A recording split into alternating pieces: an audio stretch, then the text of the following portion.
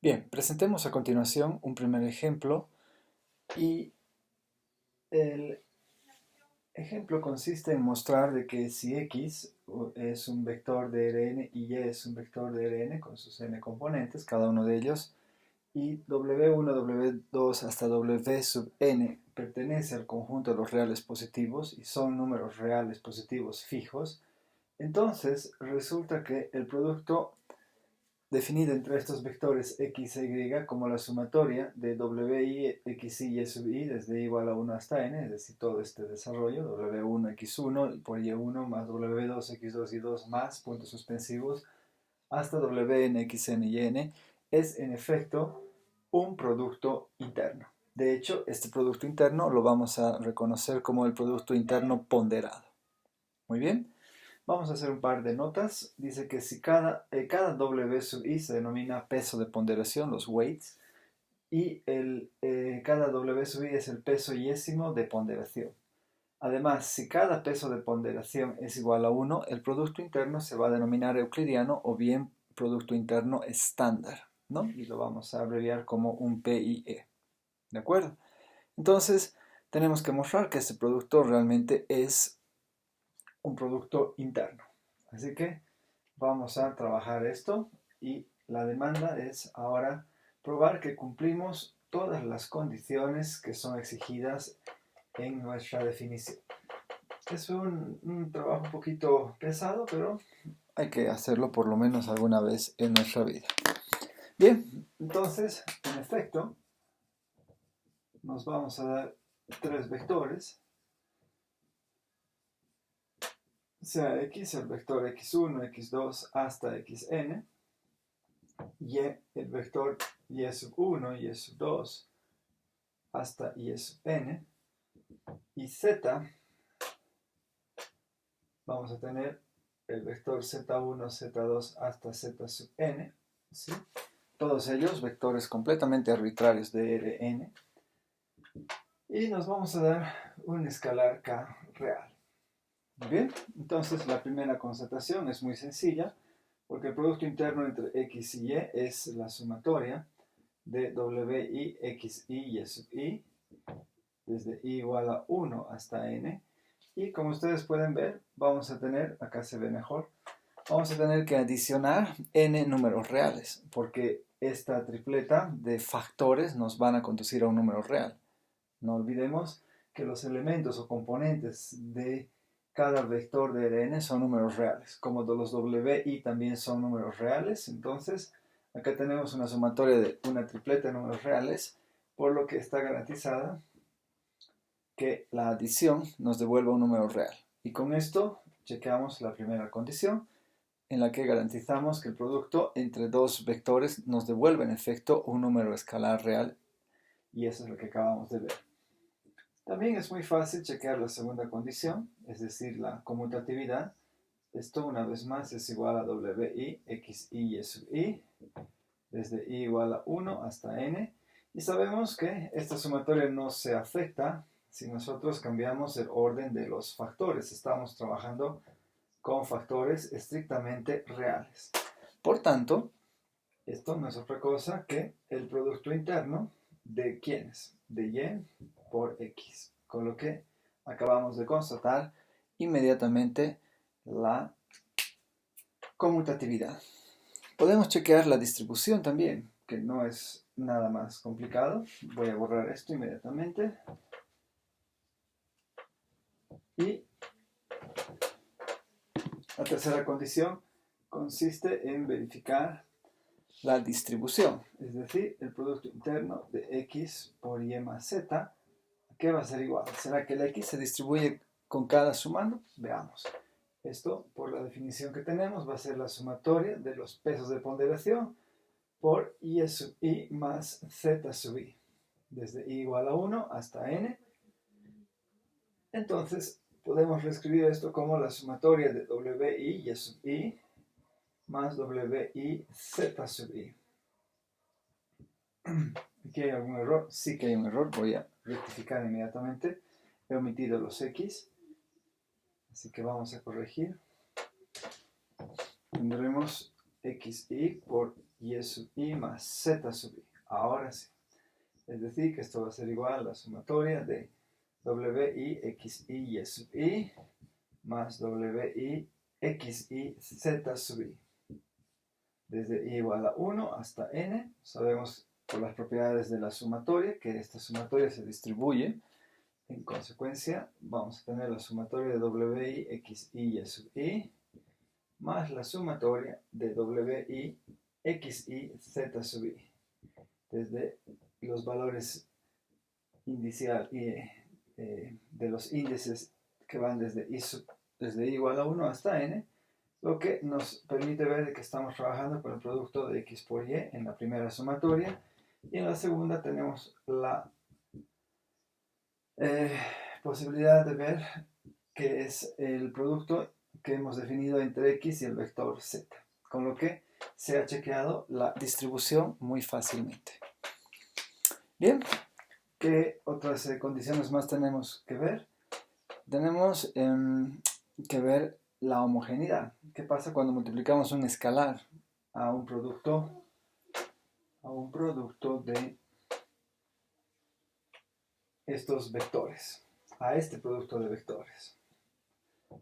Entonces vamos con la cuarta condición.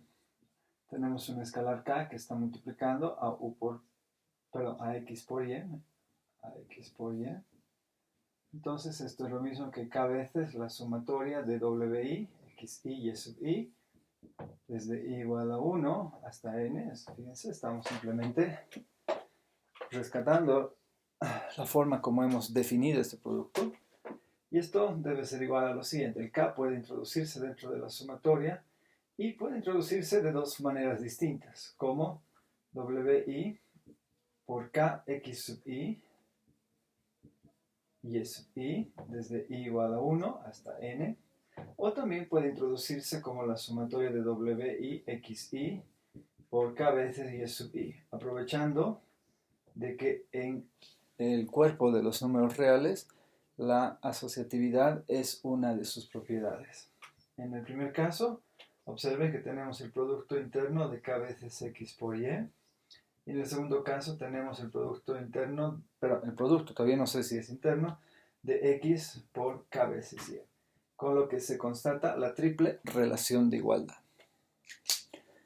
Bien, ahora veamos la quinta condición que tiene que ver con la no negatividad del producto de un vector consigo mismo.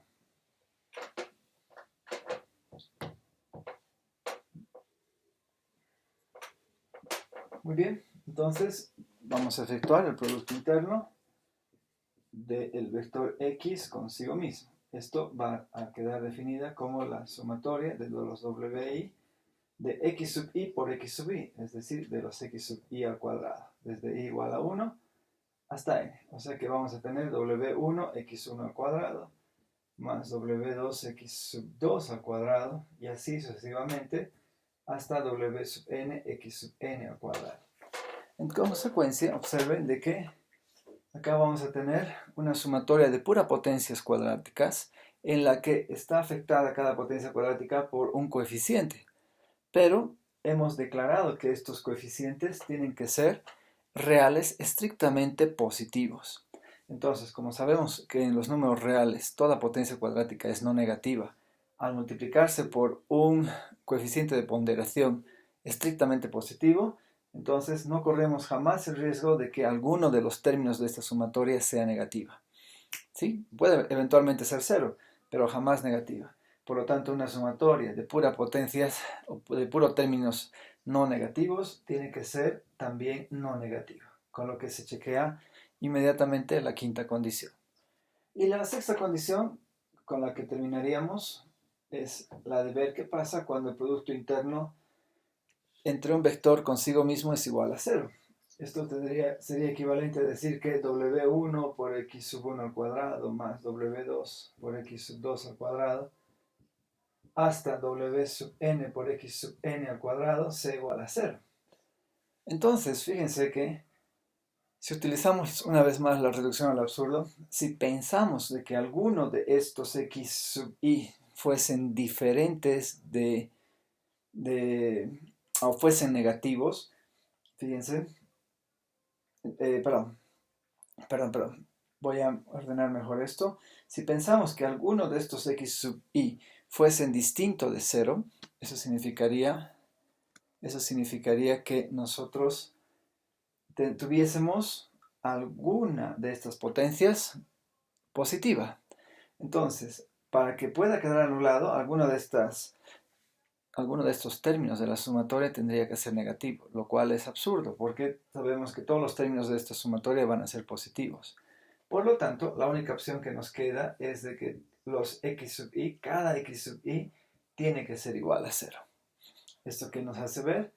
Conclusión definitiva, que el vector x tiene que ser necesariamente este vector lleno de ceros, que es precisamente el vector nulo del espacio vectorial Rn. Y es el único que puede satisfacer esa condición. Por lo tanto, en efecto, resulta que este producto realmente es interno para el espacio vectorial Rn, ¿sí?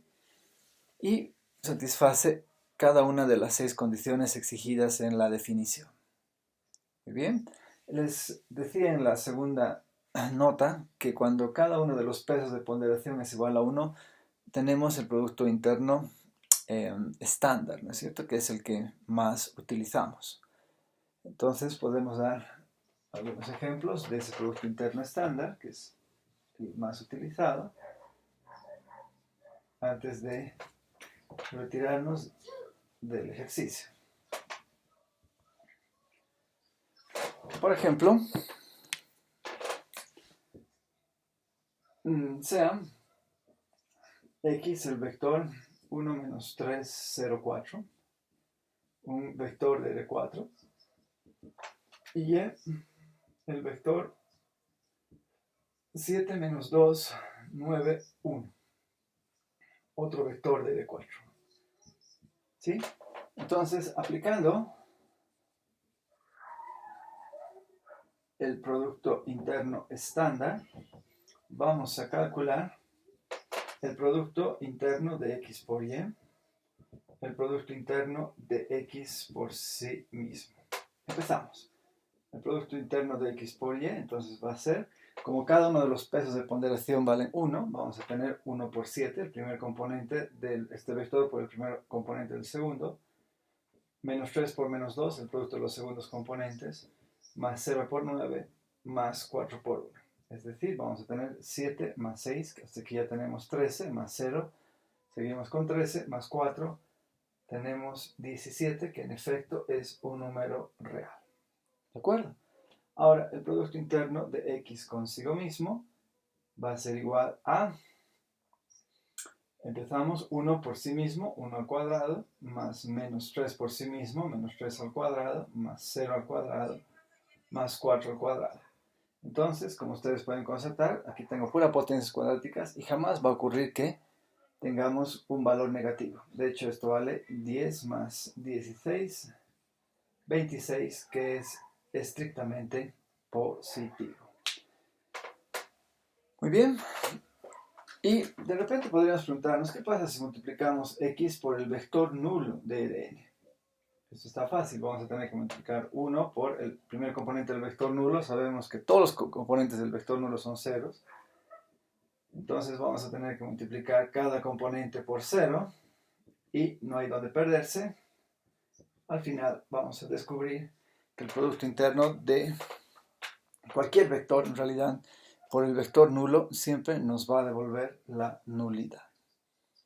Bien, entonces con esto termino el primer ejemplo.